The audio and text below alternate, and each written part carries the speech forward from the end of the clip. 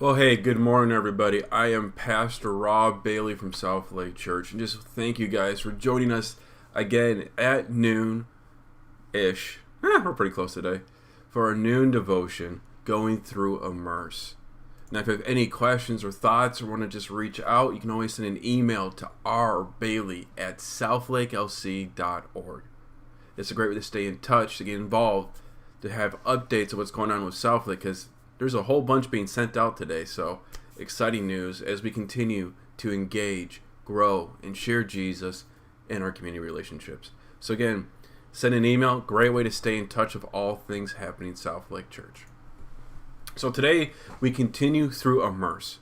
Immerse is a way that we read Scripture, this relationship we have with God, by reading the books of the Bible. And we're in what's called Beginnings, which is starting in the Old Testament. Hey, Roger. Happy... I don't know. I don't think it's noon yet. You guys, it's still morning. So blessings. And Ann, I found out you are the Seahorse Whisperer. Brooke told me about that. So I would like to actually hear more about that career path. So, hey, Roger. And again, everybody who's joining us, welcome and thank you for being a part of just joining us as we read through Beginnings. Now, Saturdays, 8 a.m., we come together as a group, both in person and online, and talk about our readings at Noah's Ark. So 8 a.m. Saturdays, Noah's Ark Cafe. Just take 646 to hit the water. You can't miss it. And if you're part of our email, which is why the email is important, you'll have the link to join us. So that way you can join us virtually. So Roger, if you want to be a part of that Saturday mornings, I don't know if you're checking out seahorses at that time, we'd love to have you. I know it'd be 6 o'clock in the morning your time, so that might be a little late. So, with Immerse, we've been reading through the story of Abraham's family. Last week we finished up with Isaac and his son Jacob, and now our focus is on Jacob. Now, Jacob is in a far-off land from where he grew up. He now has 2 wives. He actually has 2 wives and at least 2 servants that he's getting to have children through. He's stuck having to work for a total of 14 years just to pay and earn the right to have these wives. Yeah, things are being kind of weird, rough, and confusing for our boy Jacob. But one of the things that led him to this place is because Jacob is a trickster. He tricked his brother multiple times. He tricked his father. And now we're going to see how he uses his craftiness with his uncle. This is going to sound weird. Our reading takes up with Jacob now watching over the flocks. And like with everything, when families share in business, things can get messy and ugly. And for Jacob, the question becomes, well, whose flocks are really Jacob's? Whose flocks are really his uncle Laban's? How do you sort this out? So Jacob actually goes to his uncle and says, you know what? You'll take all the purebreds, all the beautiful looking sheep. They're yours. I'll take the ones that are spotted, all the ones that got the lines on their back, all this stuff. I'll take those. And his uncle's like, sweet. I'll take the healthy ones, you take the sick ones. Well, one of the things you find out, especially as you grow up in high school, in genetics, is that when you take different animals, same thing, lambs and goats and stuff, but when you take people of different genealogies, of different DNA, and mix them together, well, you start to actually get a stronger, more fortified bloodline, which, as much as we make fun of mutts in many ways are healthier than purebred dogs because they got these mixtures. Well, Jacob takes the sheep, the lambs, the goats, and he takes all these not healthy mixed up ones and puts them together. And because of that, the herd becomes healthy as they mate and grow, which is awesome. Now, with that said, Jacob does something that's weird, and I've only been able to understand this as a custom, is that for some reason, when the animals are mating, whatever they would be looking at while they're mating makes an outcome on their birth.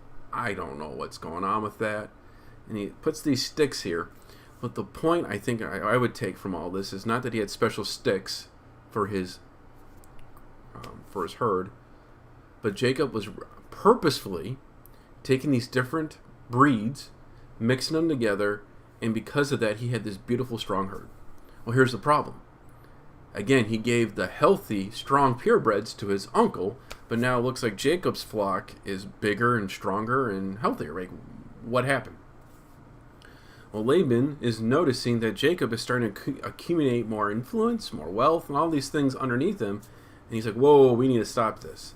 Even his wives make a point that, well, all that we had was our uncle's, our father. He spent it all. All we have left is what you have, but it seems like you're growing. We need to somehow, like, deal with this. And so Jacob's like, okay, we got to get out of here and just leave. And so he packs up his family and leaves. And the reason why is Laban, again and again, tells Jacob, don't leave yet. Like, we'll work through this. And if you're wondering, this story sounds familiar. This happened to Jacob's father. Isaac, when he met with Laban to then marry Laban's sister Rebekah, they tried stalling and keeping the servant from leaving. Well, now they're trying to get Jacob to stall and not leave, because again, a lot of the wealth now, it's actually Jacob's, not Laban's anymore. So they take off and they leave. Well, in order for Laban to not stop them, they kind of don't say goodbye. They just leave. And what's interesting here, there's a couple phrases here. One, Jacob again refers to God not as my God, but the God of my father. So, does Jacob actually believe in God? I don't know. And how he speaks is more like, well, my father's God has done things, and we can follow along.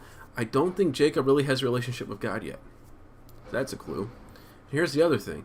His favorite wife, Rachel, takes the family idols and they leave.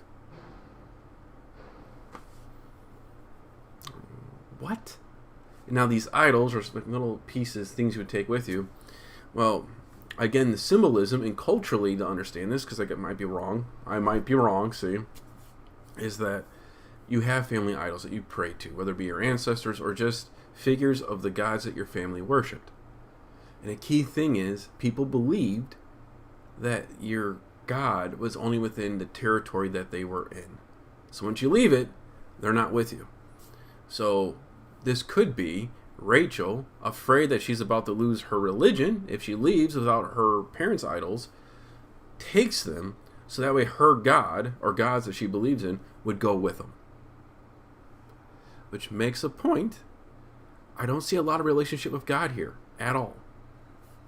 And so they're leaving, and this weird story takes place where Laban catches up with them, and he's searching because he's like, how dare you take my idols? Because again, the belief is the gods you worship control the area which they're being worshipped, where you live. So if he doesn't have the idols anymore, then those gods no longer have the power in that land. There's a power issue. There's a lot of issues with this. So Laban wants it back. And Jacob wasn't trying to steal them. And there's a good chance, how we read this, had no idea. Well, he goes, well, search everywhere. Or again, who's his favorite wife? Rachel. Most likely, who's Laban's favorite daughter? Rachel. So they get to Rachel's tent, because nobody would suspect her of doing this. And it says is she hides it underneath her. And you're like, well, that's a great place, but what happens if you stand up? Well, it says that when he comes up to her, she says, sorry, Dad, I can't come up to you right now because I'm on my period. That's what the scriptures say. And with that response, her father's like, you know what? We're good. And he kind of walks out. Now, commentators have a couple words to say about the fact that idols were underneath her. Because never mind. Details. So, that's our story today. And we end it, and this is what's going to be important for tomorrow, is that Jacob's getting ready to cross the river to go back into his family's land. Who's there? His brother Esau. You know, the one that he stole his birthright from, the one he stole the blessing from, the one who said he was going to kill him, that guy. Jacob's word. And Jacob does something. And again, this shows not having a relationship with God. He sets up his family and staggers them, so that way as they enter in the land, if one of them gets attacked by Esau, hopefully the other one survives. Take a guess which wife, servant, and children are going first, and which one he kind of has in the rear for protection. You know, guess is there. But the point being, he is nervous now. He does not know what's about to happen the next day. And really strongly believe this shows us, again and again, Jacob does not have a relationship with the God of his father and his grandfather. God has continued to work through his life. He's had visions of this God, but I do not believe he has a relationship with them. And his actions in our reading today, I really believe, show and prove there's no relationship there. Well, we're going to find out tomorrow, in tomorrow's reading, that relationship's about to change. So at South Lake Church, we discuss and ask 4 questions every time we meet together. And the goal is to realize that all of us are doing this together, that we all are learning, and it's kind of cool to see how other people respond.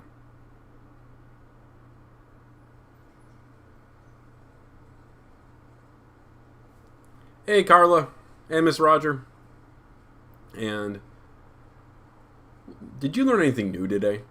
Did something stand out to you? Maybe something about the goats and sticks and looking at things while they're mating. That's a new thing. Or the fact that, this Jacob guy, who's supposed to be, well, we're going to find out, the father of a nation. We'll learn about that shortly. Does not have a relationship with God. Doesn't really seem to believe in him. Seems to be this weird thing with idols still. It goes to show things are messy. Which may mean you might have some questions today. Do you have a question from what we talked about? And it might be the whole goat thing. It might be the whole, why do they still have their idols with them if they're all supposed to be loving God, or what's going on? Which leads to the next question. Does this change our relationship with God? And my hope and prayer is today's reading is a reminder that the mess we all cause ourselves, the one that keeps us from having a relationship with God, does not stop God having a relationship with you, to be working through you as he works through Jacob. So that's my encouragement for you there. And lastly, how does this make an impact in your life today? And my hope, my prayer is that we just take time to live a life that people can exceed and experience that relationship. And if you're watching this or been hearing about this and thinking, you know what, kind of don't have that relationship. Well, we at South Lake would love for you to be a part of that relationship. Whether joining us like Mr. Roger out there in California, joining us here online, coming out to Hometown Heroes on Sundays at 10:30-ish. We'd love for you to have that relationship. Well, God bless your day today. Again, at South Lake, we engage, grow, and share Jesus in our community relationships. We'd love for you to be a part of this journey together, because at the end of the day, this is about relationships with Jesus. God bless everybody, and you guys have a great day.